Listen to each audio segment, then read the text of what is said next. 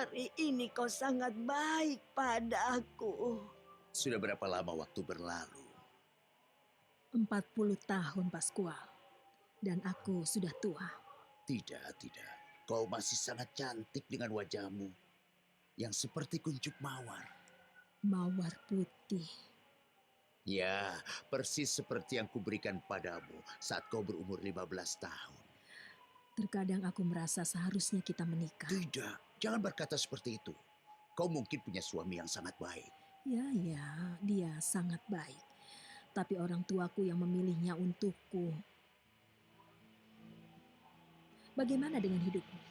Ya, aku juga menikah dengan wanita yang hebat. Semoga Tuhan menempatkannya dalam kemuliaan.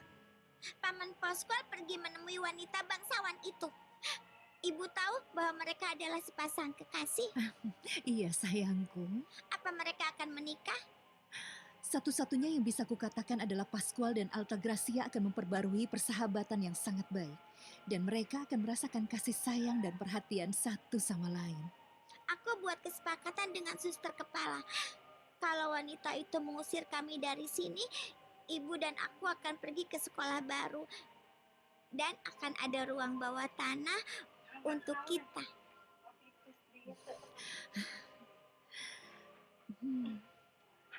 Kau tidak perlu khawatir tentang itu, sayangku. Kita akan selalu bersama selamanya. Selalu. Sekarang kau harus pergi ya. Bis sekolah sudah menunggumu. Si Pirili!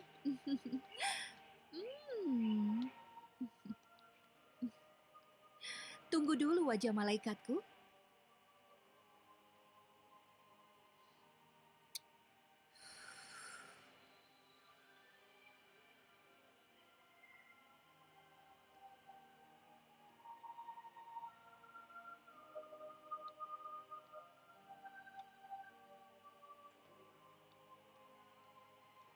Bagaimana kau bisa menjadi tukang kebun sekolah, Pascual?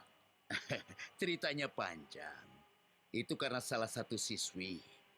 Aku bertemu dengannya di bangku taman.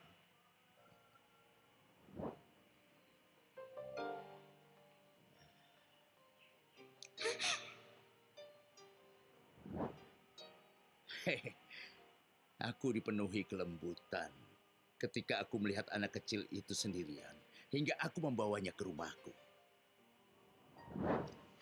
Paman tinggal di sini sendirian. Iya, Dulce Maria. Ini kamar yang sangat sederhana ya. Rumah ini sangat kecil, Iya. tapi hati paman sangat besar. Saat itu Dulce Maria tidak memiliki ibu. Tapi belum lama ini ayahnya telah menikah lagi. Dia menikahi seorang biarawati dari sekolah yang melepaskan jubahnya. Sekarang mereka bertiga sangat bahagia. Suatu hari Dulce Maria kabur. Dan aku membawanya ke rumah ayahnya. Saat itu aku sedang menganggur. Tapi berkat anak kecil itu, kepala suster menerimaku bekerja sebagai tukang kebun sekolah. Tapi sekarang aku harus mencari pekerjaan lain. Apa kau tidak suka pekerjaanmu sekarang? Kau memerintahkan sekolah dikosongkan, Altagracia. Itu sebabnya aku berani mengganggumu saat kau berkunjung ke sana. Dulce Maria menyarankanku untuk meminta pekerjaan darimu di pusat pertanian dan peternakan. Kau memang pengusaha yang hebat. Jika kau datang ke sini berharap menemukan pekerjaan baru, kau hanya membuang waktu. Aku hanya datang ke sini karena kau memanggilku, bukan untuk meminta pekerjaan darimu. Bertahun-tahun berlalu dan kau masih pemberontak dan angkuh. Dengan kesombongan yang telah sangat merugikan kita. Kesombongan yang telah mengubahmu menjadi seorang pria yang kesepian. Tidak, aku punya harga diri kaum miskin. Dan bukan hanya itu. Aku punya para siswi dari sekolah itu yang menyayangiku dan seperti cucuku sendiri. Dan dia adalah orang kepercayaanku. Dia? Dulce Maria, putri Tuan Larios. gadis yang kuceritakan padamu. Dulce Maria. Dulce Maria. Apakah benar-benar ingin kembali ke Monterey, Gilda? Aku akan mengagalkan sandiwara Rogelio. Aku yakin sekali calon ibu mertuaku akan mencegah putranya menikahi gadis miskin. Apa kau ingin minum sesuatu, Nyonya Estefania? Tidak, Silvestre. Terima kasih. Oh, Dan tolong tetap di sini. Apa yang baru saja dikatakan Noe tentang dirimu? ada apa sebenarnya?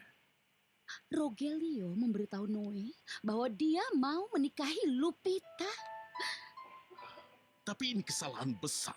Ini kesalahan, Tuan. Orang harus jatuh cinta pada orang yang setara.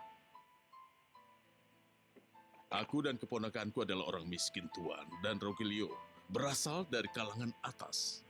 Iya, jelas masalah ini menjadi rumit. Meskipun secara pribadi aku akan biarkan mereka hidup bahagia. Malam ini akan ada pertemuan keluarga di apartemen kita. Ide yang bagus. Konflik keluarga besar akan segera terjadi dan kita harus siap untuk menghadapinya.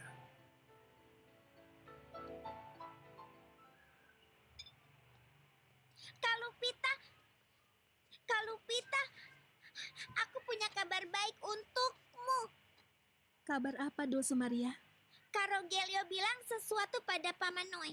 Apa yang dia katakan? Dia ingin menikahimu. Astaga, ada apa dengan piring-piringnya?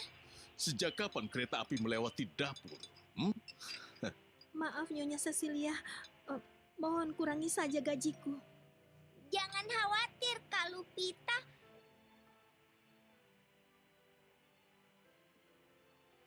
Piring yang ini masih lumayan besar. Mau berapa banyak lagi bencana di rumah ini? Untung saja kau tidak menumpahkan kopi. Permisi.